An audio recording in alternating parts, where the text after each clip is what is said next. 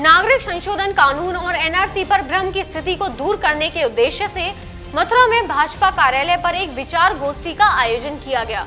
इस विचार गोष्ठी में मुख्य अतिथि के रूप में पूर्व महानगर अध्यक्ष आगरा शिव शंकर शर्मा मुख्य रूप से मौजूद रहे। विचार गोष्ठी के दौरान पूर्व जिला अध्यक्ष नागेंद्र सिकरवार, मेयर डॉक्टर मुकेश आर्यबंधु, महानगर अध्यक्ष विनोद अग्रवाल, गोपेश्वर नाथ चतुर्वेदी, राजू यादव, दीप गोस्वामी, जिला मीडिया प्रभारी श्याम चतुर्वेदी, नमामि गंगे के जिला संयोजक पंकज चतुर्वेदी, महामंत्री ज्ञानेंद्र राणा आदि मुख्य रूप से उपस्थित रहे। विचार गोष्ठी में भाजपा के महानगर अध्यक्ष विनोद अग्रवाल ने कहा कि सरकार द्वारा नागरिक संशोधन कानून जो लाया गया है उससे देश के किसी भी नागरिक के अधिकारों को प्रभावित नहीं करता है। सरकार की मंशा है कि इस कानून के संबंध में लोगों को जानकारी दी जाए। इस वक्त हमारे साथ मौजूद हैं भारतीय जनता पार्टी के महानगर अध्यक्ष विनोद अग्रवाल साहब। क्या कुछ आज एक गोष्ठी आपने रखी है नागरिक संशोधन कानून को लेकर, क्या है उसका उद्देश्य और इस गोष्ठी के माध्यम से क्या संदेश आप पब्लिकली देना चाह रहे हैं?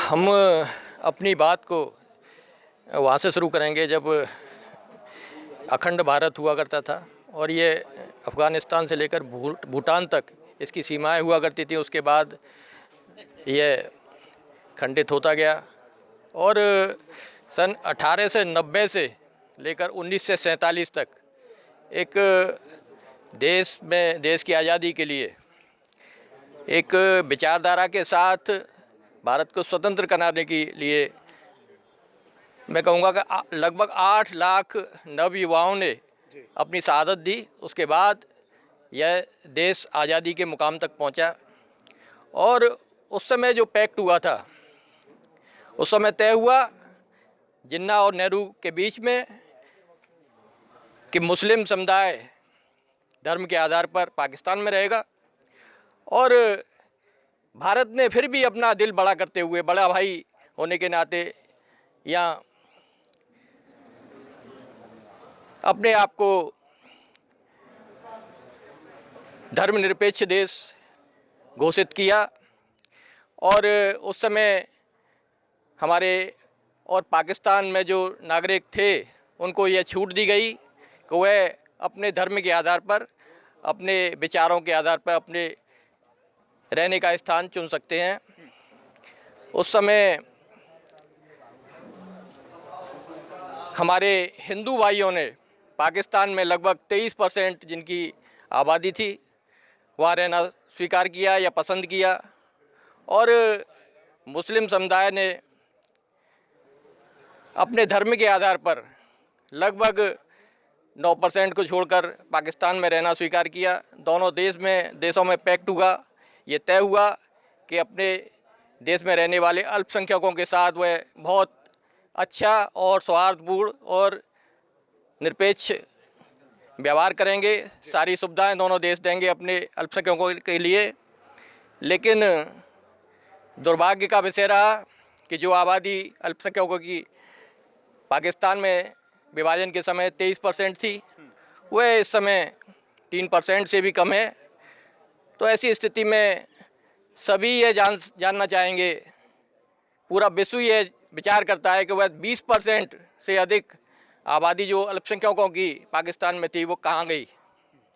निश्चित रूप से उनके साथ बहुत बुरा व्यवहार हुआ और वह व्यवहार ऐसा हुआ कि उनको जबरन धर्म परिवर्तन के लिए मजबूर किया गया।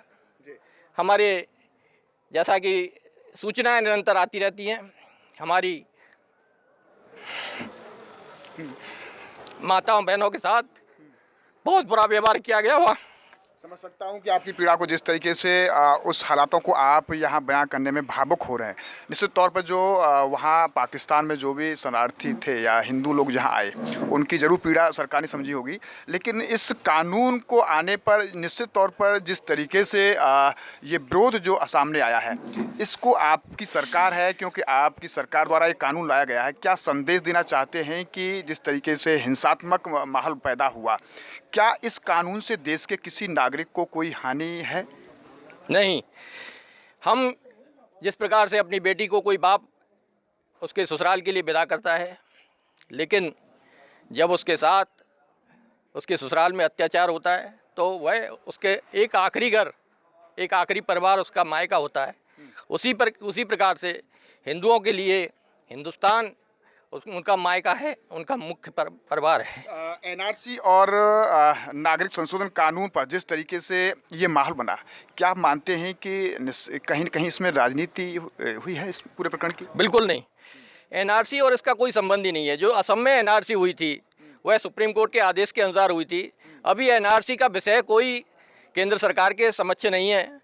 यह विरोधी पार्टियां जो अपनी, क्योंकि उनको ऐसा लगता है कि अब मोदी जी के आने के बाद एक राष्ट्रवाद की लहर देश में पुनः जागृत हो गई है और उनकी दाल गलने वाली नहीं है, तो अपने नापाक मंसूबों को साधने के लिए और अनैतिक तरीके से सत्ता प्राप्ति के लिए वह मासूम, मैं कहूँगा कि मुसलमान भी हमारे भाई हैं, सभी मुसलमान गलत नहीं है, अधिकांश लगभग 90% मुसलमान राष्ट्रवादी हैं और वे भारत में रहना चाहते हैं, भारत की मिट्टी में पले बड़े हैं और वे भारत माता के साथ, भारत माता के विचारों के साथ जीना चाहते हैं। लेकिन कुछ चंद कट्टरवादी मुस्लिम जिनको की पीड़ा हो रही है क्योंकि वे पाकिस्तान या अफगानिस्तान या बांग्लादेश से भारत में घुसपैठ के द्वारा प्रवेश कर चुके हैं और उनको यह डर सता रहा है कि अगर एनआरसी लागू की गई तो हमको भारत जैसे एक समृद्ध देश से बाहर कर दिया जाएगा और हमारी जो विरोधी पार्टियां हैं वह वोट बैंक की राजनीति के तहत उनके वोट हासिल करके सत्ता प्राप्त करना चाहती हैं, इसलिए वह उनको उकसा रही हैं। क्या मानते हैं कि जिन लोगों ने विरोध किया है कहीं न कहीं इस कानून को लेकर उनके अंदर भ्रम की स्थिति है या भ्रम फैलाया गया है? भ्रम फैलाया गया है, उनमें जानकारी का अभाव है।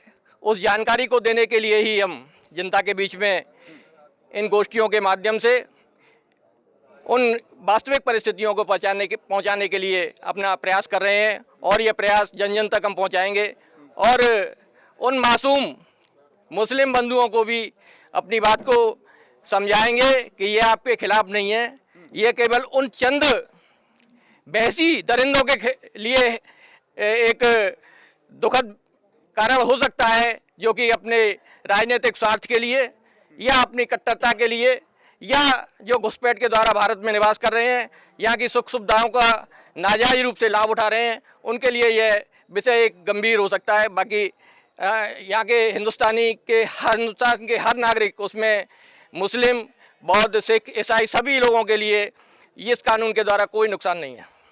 सरकार की भी मंशा है कि इस कानून को जन जन तक पहुंचाया जाए, लोगों को समझाया जाए। जो लोग अभी इस कानून से परिचित हैं, जो लोगों को ज्ञान नहीं है लेकिन विरोध कर रहे हैं, उनको ये कानून बताया जाए कि इस कानून से जो नागरिक इस देश में रह रहा है उस नागरिक को कोई नुकसान नहीं है। अंत में पब्लिकली क्या संदेश आप अपनी पार्टी की तरफ से देना चाहेंगे इस कानून को लेकर? मैं अपने सभी, क्योंकि मथुरा महानगर मेरा कार्यक्षेत्र है, मथुरा महानगर के सभी नागरिकों से अपील करना चाहूँगा कि इन विषम परिस्थितियों में धैर्य बनाए रखें। निश्चित रूप से सरकार सभी नागरिकों के साथ समान रूप से न्याय करती आई है और भारतीय जनता पार्टी का हमेशा से ये उद्देश्य रहा है कि हमारा हर नागरिक हमारे लिए समान है। हम किसी को वरीयता नहीं देते, किसी को छोटा नहीं मानते, किसी को बड़ा नहीं मानते, सभी नागरिकों को एक समान मानते हैं। इसलिए विश्वास करें अपनी पार्टी पर, अपने नेतृत्व पर और निश्चित रूप से यह जो ताकतें हैं जो अपना सिर इस समय उठा रही हैं, उनके मंसूबे ध्वस्त होंगे और भारत पुनः एक विश्वगुरु और राम राज्य की तरफ आगे बढ़ेगा। धन्यवाद। बातचीत इस हमारे साथ रहे भारतीय जनता पार्टी के महानगर अध्यक्ष विनोद अग्रवाल साहब, जो कि आज एक विचार गोष्ठी भारतीय जनता पार्टी के कार्यालय पर हुई और विचार गोष्ठी के माध्यम से जो पार्टी के प्रवक्ता और आपके माध्यम से सरकार की जो मंशा है, ये संदेश दिया गया है कि नागरिक संशोधन कानून जो सरकार लेके आई है और एनआरसी को लेकर जो लोगों में भ्रम की स्थिति है, वो भ्रम की स्थिति इन गोष्ठी और इस तरह के संदेश से दूर की जाएगी। लोगों को जाकर समझाया जाएगा कि इस देश के रहने वाले किसी भी नागरिक को सरकार द्वारा जो ये कानून लाया गया है, नागरिक संशोधन कानून, इससे किसी भी नागरिक को कोई हानि नहीं है और किसी भी नागरिक का कोई अधिकारों का हनन नहीं है। न्यूज़ राजू सोलंकी के साथ गोविंद भारद्वाज।